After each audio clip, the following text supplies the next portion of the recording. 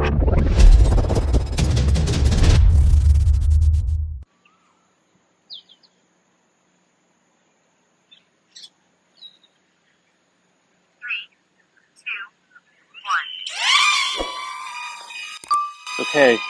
following me.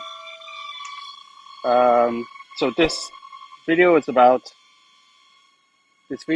a tip on for the follow mode, and this regards both the DJI Neo and the Flip, because I see this mistake going on in other videos. And the first is that when the drone's tracking you, following you from behind, it flies very, very close. And even if you go into the smartphone app settings and customize the tracking height and distance to be far and high, you'll still find it just flies really close to you, oftentimes cutting off lower parts of your body, such as your feet or legs. Now, I'm not a fan of these ultra close tracking shots, so the way I got around this was I actually started most of my tracking shots using the controller, and that's because with the controller, you can set the drone to be further or higher back away from you. Now, this works, but the point of the Flip is that you don't need a controller to start it tracking you, so this is excessive. Now, when it comes to tracking with the Flip, it by itself, it only tracks you from a certain distance. You can get fairly close or a little bit far away, but not that far away. It can track you from farther away when you have the remote enabled, but still not like the Mini 4 Pro can.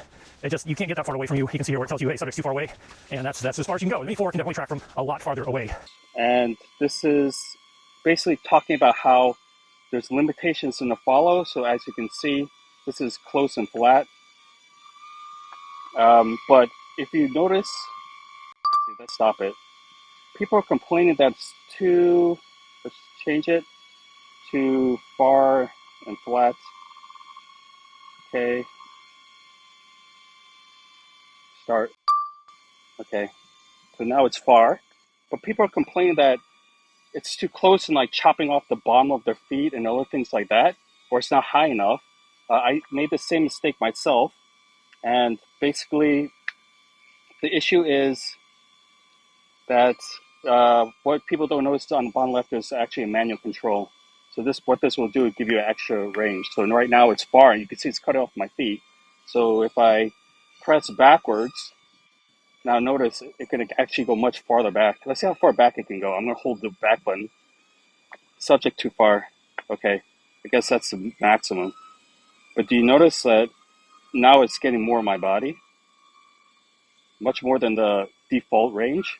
So the default maybe is due to safety, or it's due to maybe they want the VPS to be active for it. How about I run the up? So let's see. I'll change this to high. Stop. Change this to high. And then start it again. Okay, it's coming up to me. So this is the default. Okay, this is default high. So now it's getting more of my feet. But just imagine you want more. Bottom left. Get into the control. And let me go up. Now watch this. I'm going even higher than the default settings. And that seems to be the max, and I don't think it will go even above me. Yeah. So I think that's okay, because you don't want yourself to be a little dot on the screen for it to track. But here you can imagine pressing up and back to maximum. Maximum flight altitude, subject too far. Okay, so this is the maximum back and maximum height.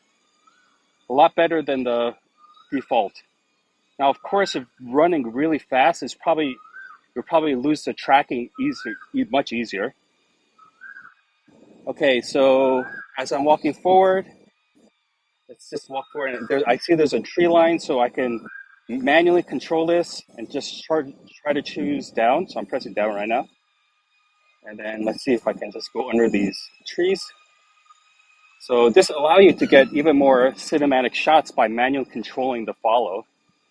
Of course, you can't do any sweeping orbits or anything like that, but it helps.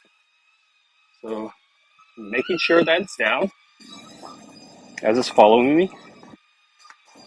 Let's get closer. So I'm pushing forward to get closer. Okay. And then as I notice, I know when the tree cover is past, then I can choose to go higher, back up. So manually controlling it. Hey, fly. Waiting for Lower. your command.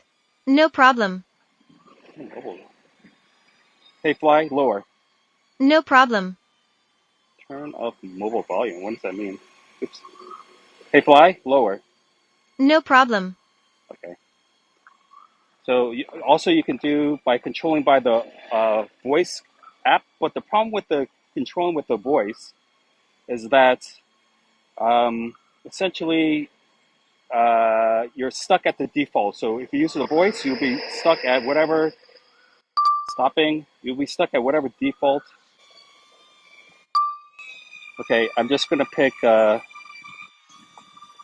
low. I'm gonna pick low and far. Okay, so let me go to the manual. Let's see if I can go any lower. No, minimum altitude reach. Okay, so the default lower is already the bottom. So basically what you get with the manual controls, you get farther back following, and also you get much higher following. So this is a good tip. It's useful for both DJI Flip and for DJI Neo. They're using the same Wi-Fi software on the DJI Fly. So I hope this helps people, because I know there's some complaints. I've been seeing reviews and people are complaining about it. Let's walk faster. Put the drone behind, really far behind. Maximum, let's see if it can still read me. Starting to rain, so I'm gonna have to pack this up. But yeah, it's looking good. Of course, walking speed is so easy to track. When you're doing when you're cycling or skiing, it's much worse to try to track. Okay, cool. Let's end this video.